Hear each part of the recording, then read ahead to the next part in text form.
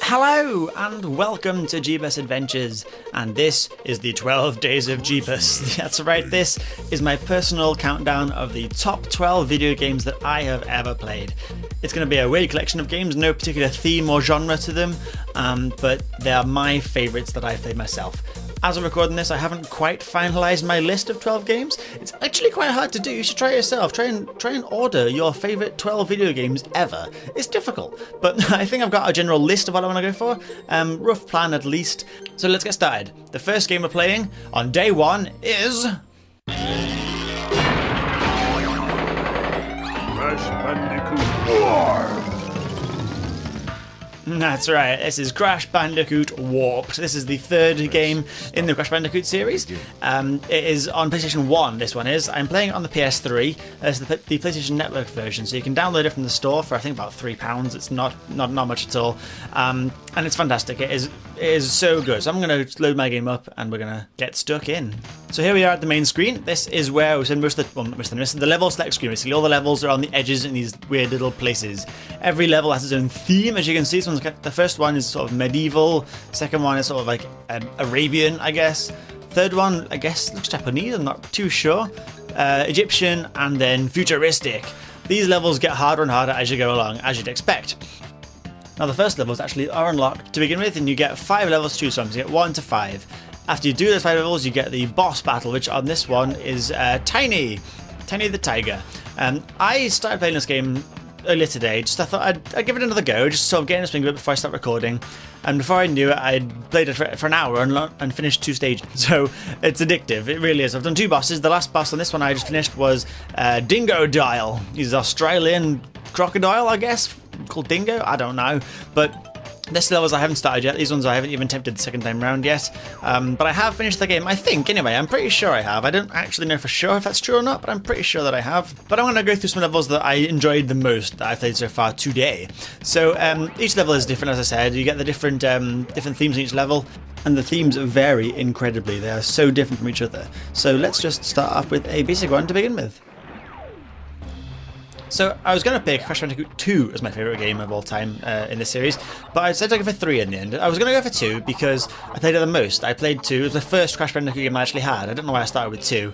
I think my friend had number 1, and then by the time I got around to getting a console, I ended up playing 2 at the time. So I was going to go for 2, but then I decided to go for 3 in the end because it has the most variety, I think. The levels are really completely random. It's amazing. It's very much different to the average platformer. As you can see, this is sort of basic level where you start at the back of the screen and walk into the screen, and it gets harder and harder as you go along, which is a normal level, and it was basically what all of the first game was about.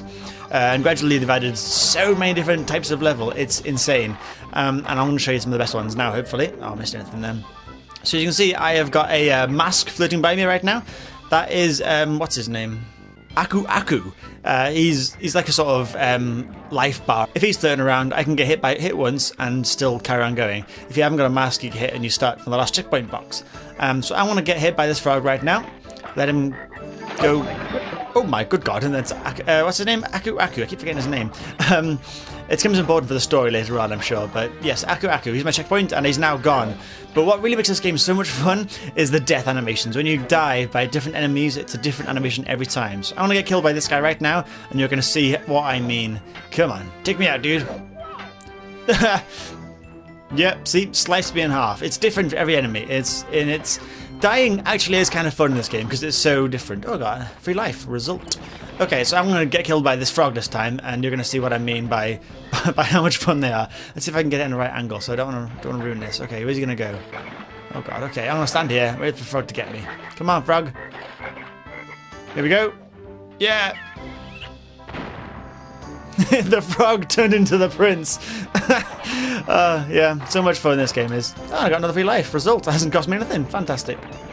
So yeah, this is your normal level, as I was saying, and they just get better and better from here on out. So I'm going to leave this level here, and we're going to explore a different one. So I should say that this game was originally released in 1998. It's an old game, it really is. And it's apparently the number 8 best-selling PS1 game ever. So let that be a testament of how good this game is. But yeah, as you can see, this is another different style of level. This is underwater. It's a side-scrolling kind of level this time, and you get the whole sort of going up and down and try not to get by the enemies. It's a whole different kind of game now. Basically, it's a whole different style game. It's not a platformer at all anymore. It's a side-scrolling dodge 'em kind of game. Same general concept. We're going to get all the boxes.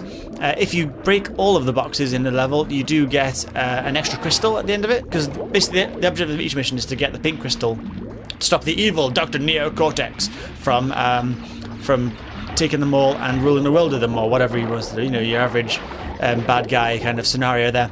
But if you do actually manage to get all the boxes, you get a silver crystal at the end of it, and that counts towards your 100% completion.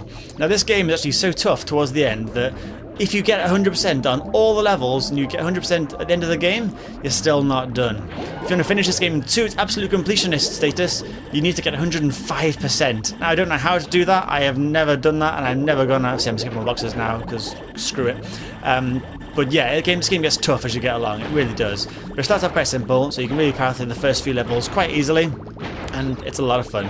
You see now I've got a sort of underwater scuba box thing, or scuba diving gear. I don't know, but I can destroy the scenery with this now, and it's revealing secret boxes that I would have missed otherwise. So if I didn't have the scuba thing, I would have lost them, and I wouldn't be able to get my completionist status. So yeah, there's a lot to this game. It really is a lot to it.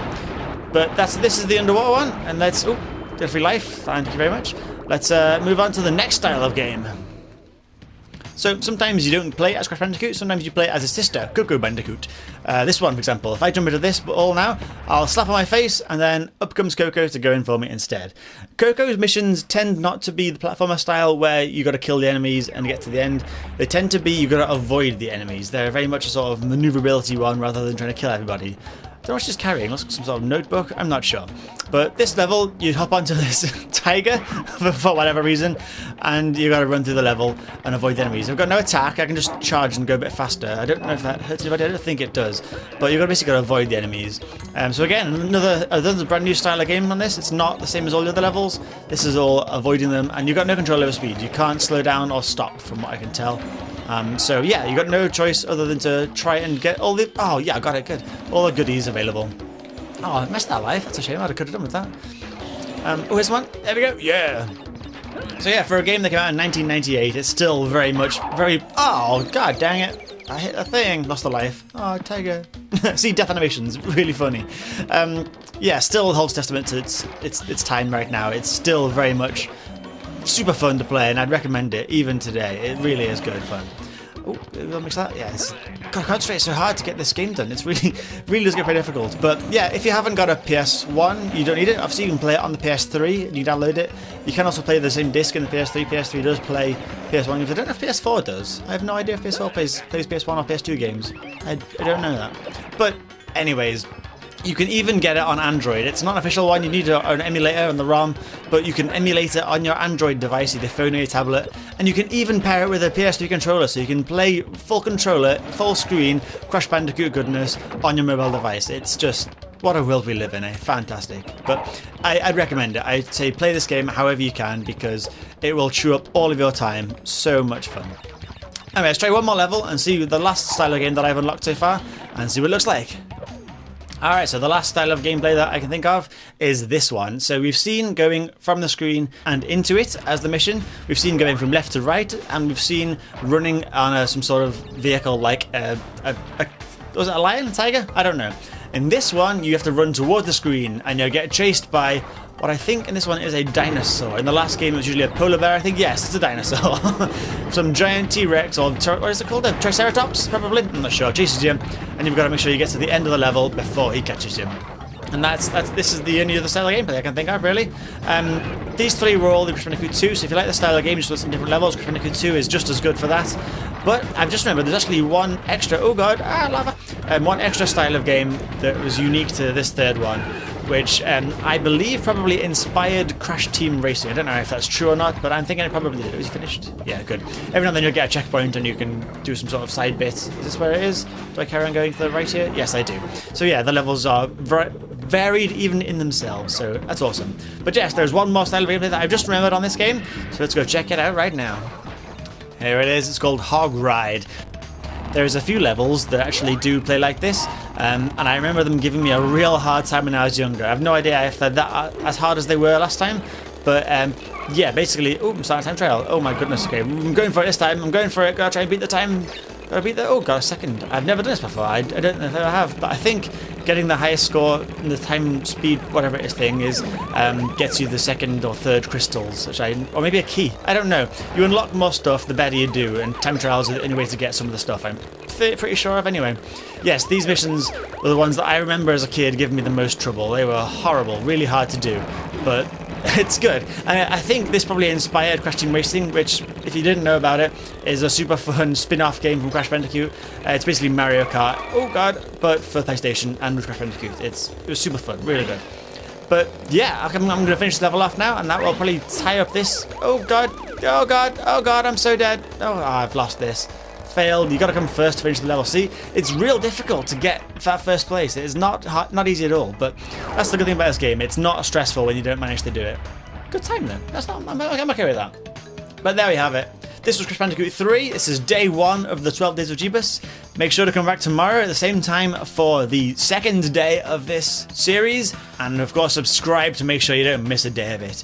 I still don't know myself what's going to come next, so it's going to be exciting for me as well as you to see what actually does turn up as the next day of 12 days. So thank you very much for watching, and I'll see you all later. Peace.